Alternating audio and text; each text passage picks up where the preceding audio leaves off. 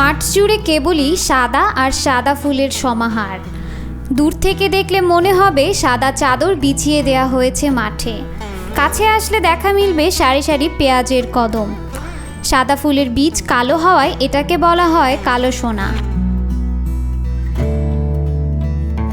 আমার বাড়ি যাইও ভ্রমর, বসতে দেব পীরে, জলপান যে করতে দেব শালি ধানের চিরে।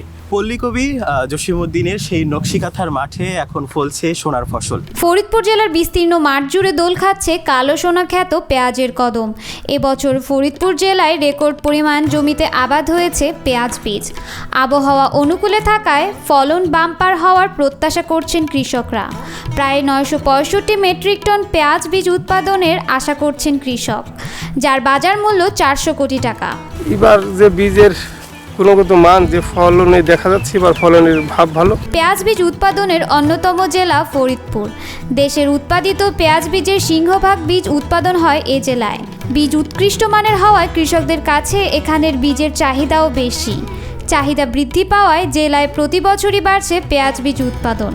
এই বীজগুলো এখন থেকে 6 মাস বাদে এই বীজগুলো উঠবে, আর দুটি এবং রোদি শুকনো করতে 9 মাস পর্যন্ত কাম চলে। কৃষি বিভাগ জানায় এ বছর ফরিদপুর জেলায় পেঁয়াজ বীজ চাষের লক্ষ্যমাত্রা ছিল 1820 হেক্টর জমিতে, কিন্তু আবাদ হয়েছে আরও বেশি জমিতে।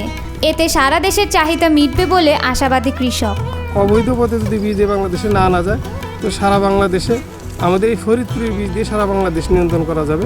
এর মধ্যে সবচেয়ে বেশি আবাদ হয়েছে সদর উপজেলার অম্বিকাপুর ইউনিয়নের গোবিন্দপুর গ্রামে।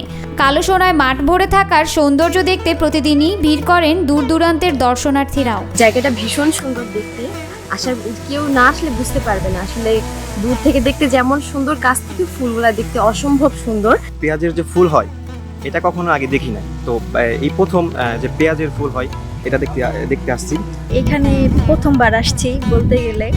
ফরিদপুরে অনেক দর্শনীয় স্থান আছে, ফুলের অনেক বাগান আছে, সূর্যমুখী বাগান আছে, তারপরে সরিষা খেতে গেছি অনেকবার, কিন্তু পেঁয়াজের বাগানে এই প্রথম আসছি। দেশের পেঁয়াজ বীজ উৎপাদনকারী সেরা কৃষানি ফরিদপুরের শাহেদা বেগম। প্রায় 2 যুগ ধরে পেঁয়াজের বীজ উৎপাদনের সাথে জড়িত রয়েছেন তিনি। পেঁয়াজের বীজে আমাদের ফরিদপুরে বিখ্যাত কালো সোনা নামে, এই কালো সোনা আজকে প্রায় 22 বছর যাবত আমি এই বীজটা উৎপাদন করতেছি। তিনি বলেন, বেশ ঝুঁকিপূর্ণ ও ব্যয়বহুল হওয়ায় অনেক কৃষক পেঁয়াজের বীজ আবাদ করতে চান না। এবছর তিনি 100 একর জমিতে বীজের আবাদ করেছেন, যা থেকে 30 মেট্রিক টন বীজ উৎপাদনের আশা করছেন। এতে অনেক মানুষের কর্মসংস্থান তৈরি হয়েছে। সব কৃষকরা যে জিনিসটাই আমাদের ঘাটতি আছে, সেই জিনিসটার উপরে যদি কৃষি থেকে যদি আমরা উৎপাদন করতে পারি, ইনশাল্লাহ আমাদের দেশ স্বয়ংসম্পন্ন হবে।